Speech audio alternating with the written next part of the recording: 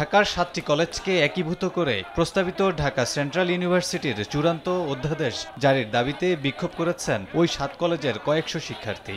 সোমবার পদযাত্রা নিয়ে শিক্ষা ভবনের সামনে অবস্থান নেন শিক্ষার্থীরা। সরকার ঘোষিত প্রস্তাবিত অধ্যাদেশ বাস্তবায়নের সুনির্দিষ্ট রোডম্যাপ না পেলে ঘরে ফিরবেন না বলেও ঘোষণা দেন তারা। ১৩টি মাস আমরা অতিবাহিত করেছি শুধুমাত্র এই দুটি কাজ করতে গিয়ে। আমাদের অধ্যাদেশ এখনো জারি হয়নি। আপনারা জানেন আমাদের ২৩-২৪ সেশন ২৪-২৫ সেশন অলরেডি আমাদের চলে আসতেছে, পরবর্তী সেশনগুলো আসবে।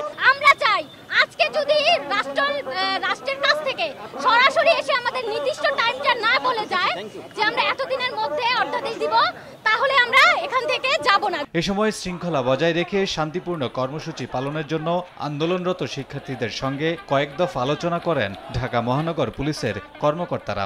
এই বিষয়টা যেহেতু একেবারেই শেষ পর্যায়ে আছে, সরকার মহোদয় একেবারেই যে আপনার এই সিদ্ধান্তটা শেষ পর্যায়ে রয়েছে যেহেতু, তো কাজেই এটা আমি মনে করি এটি আপনারা খুব শর্ট টাইমের মধ্যে এর একটি ভালো রেজাল্ট পাবেন। আপনারা শান্তিপূর্ণভাবে অবস্থান করেন। আপনাদের দাবি দেওয়াটা আমরা কিন্তু অতীতেও দিয়েছি, অতীতেও সহযোগিতা করেছি। ঢাকা মেট্রোপলিটন পুলিশ অবশ্যই যে কোনো ইতিবাচক বিষয়ের সাথে আছে। শিক্ষার্থীদের অবস্থান কর্মসূচির কারণে এ সময় সচিবালয়গামী সড়ক ব্যারিকেড দিয়ে আটকে দেয় আইন শৃঙ্খলা বাহিনী। ফলে এই পথে বন্ধ হয়ে গেছে যান চলাচল। কামরুল হাসান, সময় সংবাদ, ঢাকা।